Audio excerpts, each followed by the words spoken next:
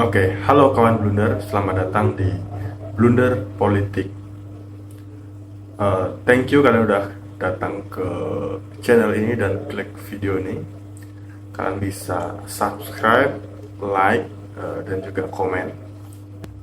Oke, beberapa bulan terakhir ini kalau gua jalan gitu, keluar gitu, di dalam kota ataupun keluar kota, gue ngeliat ada sebuah fenomena yang menarik banget yang terjadi 5 tahunan, dan sekarang fenomena itu lagi terjadi.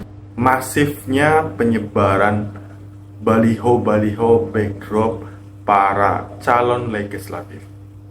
Ya, ini adalah event 5 tahunan di mana kita akan melakukan pemilihan umum, yang salah satunya adalah pemilihan calon legislatif. Tentunya juga pemilihan presiden ya. Tapi kali ini gue bakalan bahas mengenai masifnya penyebaran baliho backdrop yang tersebar gitu di seluruh sudut kota gitu. Oke, kenapa gue bahas itu? Dulu gue pikir backdrop ini tuh gak ada efeknya gitu buat pemilih.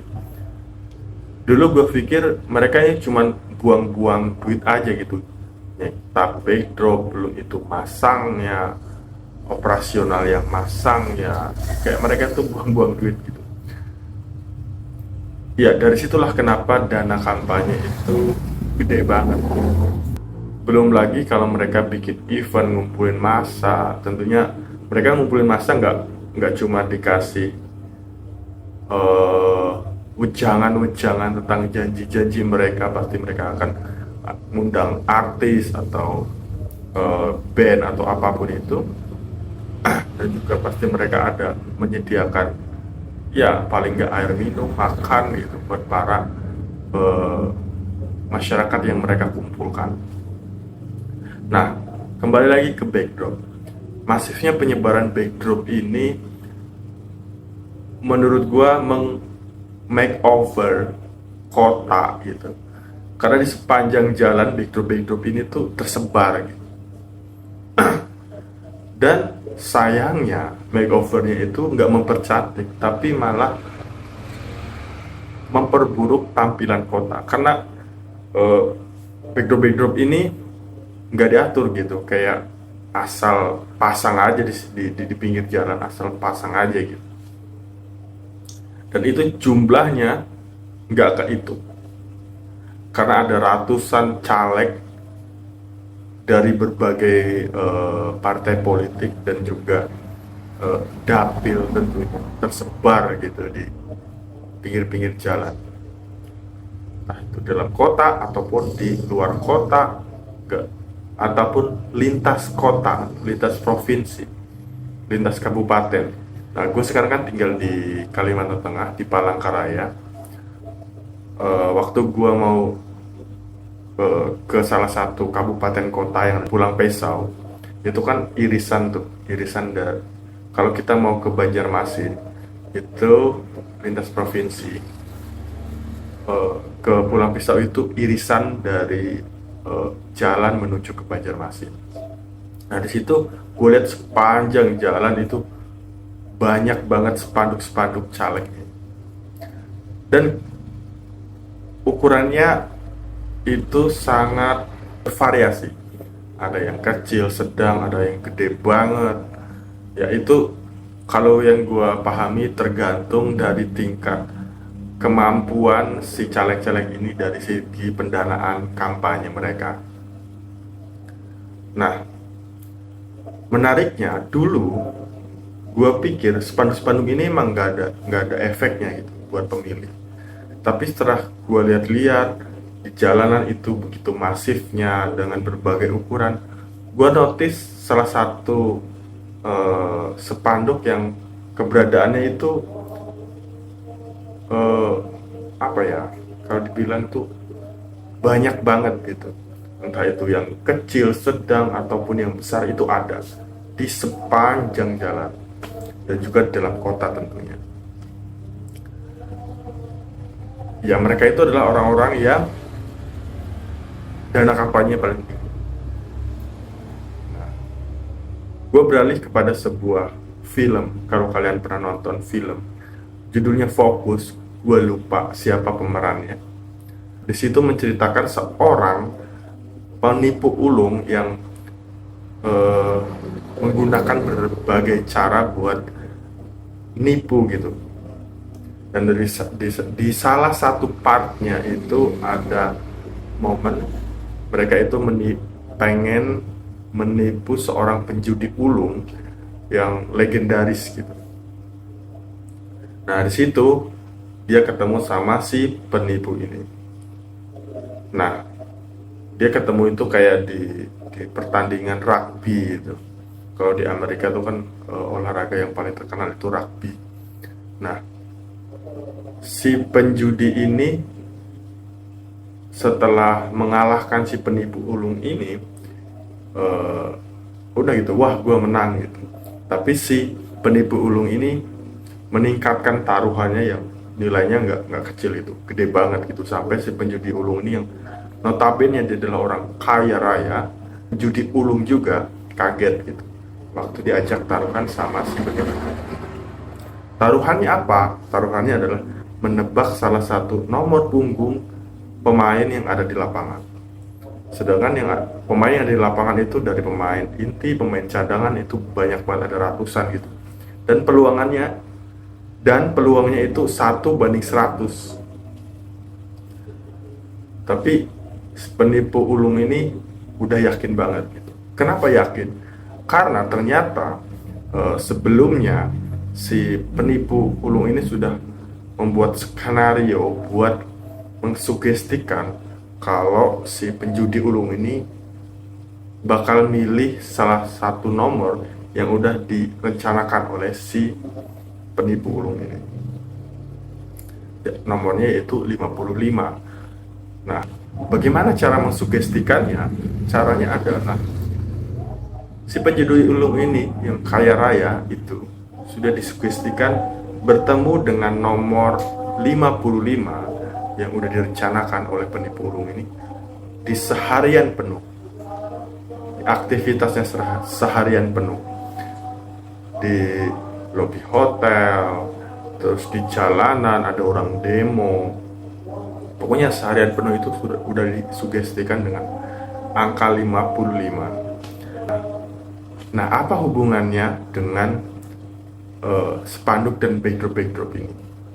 Hubungannya ini menurut gue ya, dalam analisis gue, ternyata pikiran kita itu sangat mudah buat di manipulasi, buat di sugesti. Pikiran kita itu sangat mudah buat dipengaruh. Hanya dengan satu hari penuh diarahkan untuk memilih satu nomor, itu berhasil gitu. Dan yang paling krusialnya adalah orang yang disugestikan itu nggak sadar kalau sebenarnya pikirnya itu udah dipengaruhi. Begitu juga cara kerja si backdrop ini kepada pemilih. Begitu juga cara kerja spanduk ini mempengaruhi psikologis pemilih nantinya di hari H pemilihan. Oke, kenapa? Ini menurut gue ya, kita berawal dari seberapa kenal kita dengan caleg-caleg yang ada di dapil kita, seberapa tahu kita dengan mereka, bahkan kita nggak tahu visi mereka, misi mereka, terus gagasan apa yang bakal mereka bawa, terus apa yang bakal mereka perjuangkan untuk rakyat. Kita benar-benar nggak tahu. Di hari H, pokoknya di 14 Februari nanti, kita harus memilih salah satu di antara mereka. Dari berbagai partai, dengan nomor urut, bahkan dalam satu partai itu bisa ada berapa calon gitu. DPR, DPR RI, dan DPRD. Itu kan banyak banget tuh kertas suaranya, ada, kalau nggak salah itu ada 5 itu. Kalau gue salah, ada 5 kertas suara itu. Kita harus memilih salah satu dari antara mereka yang kita nggak tahu.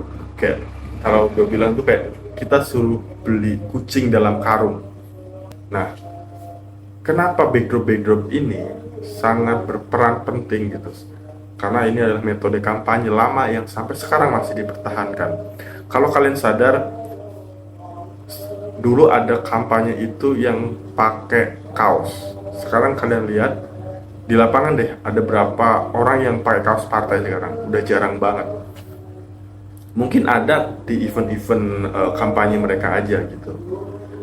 Dan metode yang masih dipertahankan adalah itu tadi, backdrop spanduk, karena itu sangat sangat ya, berkontribusi besar menurut gua terhadap jumlah suara yang bakal mereka dapatkan. Oke, katakanlah kita nggak tahu nih, kita nggak tahu sama sekali tentang si calon-calon ini. Dan apa yang bakal kita lakuin ketika kita ada di bilik suara? Kita harus memilih salah satu di antara mereka. Apa yang bakal kita lakuin? Siapa yang bakal kita pilih di bilik suara itu? Nah, kalau dalam analisis gua itu, ya kayak masifnya penyebaran backdrop ini sangat mempengaruhi, kayak di film tadi itu. Pikiran kita itu tersugesti untuk memilih salah satu calon yang ada di surat suara itu gitu. Nah, siapa mereka? Mereka adalah orang-orang yang spanduknya paling banyak, jumlahnya paling banyak, terus bentuknya beragam. Ketika kita jalan itu, kita nggak pengen memperhatiin gitu, tapi kelihat aja gitu, kita notice aja dengan keberadaan spanduk itu. Nah, itulah cara kerjanya tuh menurut gua tuh, spanduk-spanduk ini kepada pemilih. Oleh sebab itu, menurut gua orang yang bakalan berpeluang terpilih itu cuman orang-orang yang dana kampanye paling gede, karena mereka bisa mendistribusikan berbagai ukuran dari yang kecil, medium, besar, ya. Dan otak kita bakal tersugesti karena kita tanpa memperhatikan, kita notice ketika kita ada di bilik suara. Oh, siapa ya yang bakal gue pilih? Gue harus milih nih di bilik suara, tapi gue nggak tahu siapa yang bakal gue pilih. Dan otak kita mengirimkan informasi di alam bawah sadar kita tuh kayak, oh, kayaknya gue pernah lihat foto ini deh, karena kayaknya gue pernah lihat nama ini deh, terus nomor urutnya ini deh, terus partainya ini deh. Gue cari di surat suara, pilihlah itu. Dan itu kalau dalam pemahaman gue ya, dalam analisis gue itu sangat apa ya, sangat besar kemungkinan terjadinya. Ya, kita tahu tingkat kesadaran politik masyarakat kita itu sangat kecil. Tingkat kepedulian politik masyarakat kita itu sangat kecil. Even katanya sekarang pemilih terbesar yaitu generasi Z ya, kalau sama generasi milenial gitu.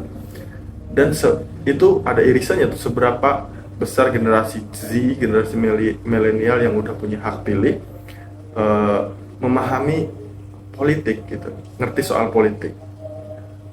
Dan yang ngerti itu dibagi lagi, mereka apatis apa enggak gitu. Kalau mereka ngerti tapi apatis, ya ketika di bilik suara mereka bakalan milih orang kayak milih calon legislatif ya, ya kayak tadi itu, dipengaruhi oleh spanduk-spanduk itu, atau memang random aja, cap cip kembang kucuk gitu siapa. Nah, dampaknya ketika dana kampanye besar, terus ini udah jadi pembicaraan umum ya, besarnya dana kampanye, besarnya cost politik itu sangat menjadi peluang buat terjadinya korupsi. Mereka ini caleg-caleg ini pengen ngembaliin modal setelah mereka kampanye, Ketika udah jadi ya mereka untuk mengembalikan modal secepat mungkin dengan cara korupsi, karena mereka cuma punya waktu 5 tahun buat mengembalikan duit mereka yang em-eman gitu buat kampanye. Ya itulah, itu yang baru, itu cerita gua, itu cerita dan pengalaman gua, analisis gua yang mungkin kalian setuju atau nggak setuju, oke lah, nggak apa-apa. Oke, mungkin itu aja video dari gua di blunder politik kali ini. Kita bakalan bahas eh, soal-soal politik lagi di next video. See you in next video. Bye bye.